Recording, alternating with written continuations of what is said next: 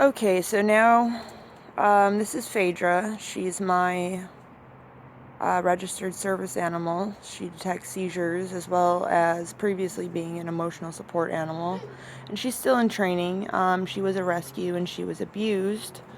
So she has some definite issues that we need to get over in order to basically pass the minimal access requirement. She still does really good in public, but there's some issues we still need to work on, and you know, as always, you want to keep challenging your dog to overcome things. So today we're going to do some desensitization training.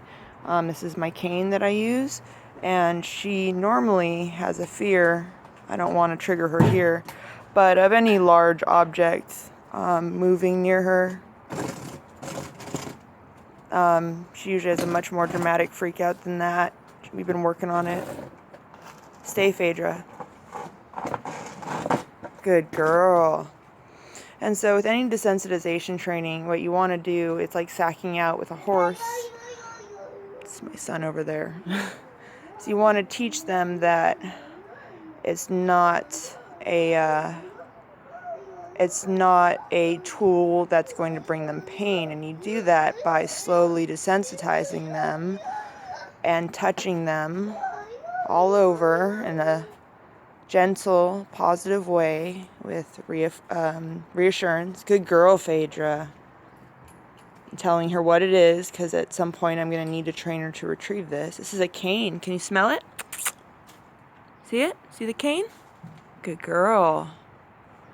Touching her all over so that she learns that this isn't an issue. And while this may seem like a pretty underwhelming video, you should have seen her even just a couple weeks ago with me trying to walk her while using this cane simultaneously. She wouldn't have it. She wouldn't walk on the same side. Anytime, you know, I put it down or moved it, she would kind of jump out of the way. See, she's still kind of avoiding eye contact with it. Good girl, Phaedra. Good girl. It's okay. But like with horses, how you desensitize them is, you know, you touch them all over.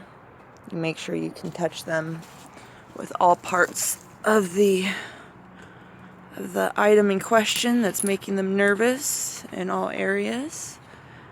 Make sure it's not a source of anxiety. Oh, does that feel good? Yeah. See, the cane is a good thing, huh? The cane isn't gonna hurt you.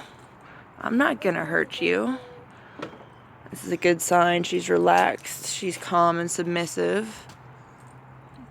She's even letting my boy, you know, usually having people around her, especially when she's being surrounded by things that make her uncomfortable, people add to that as she was abused. So if you combine something like this with, you know, people around her, she knows my son, she's great with my son, but, you know, especially in public, she starts to tremble and get a little bit nervous. She's still very obedient, but you can tell it's an issue for her. She struggles with it, so I'm just trying to get her to accept it. That's a good girl, Phaedra. That's a good girl. Yeah, that's a good girl. You see the cane? It's not gonna hurt you, puppers. Good girl. Okay, get up. Get up, good girl. You want a treat? You want a treat? Let's see if you'll take this treat. You want that? Good girl.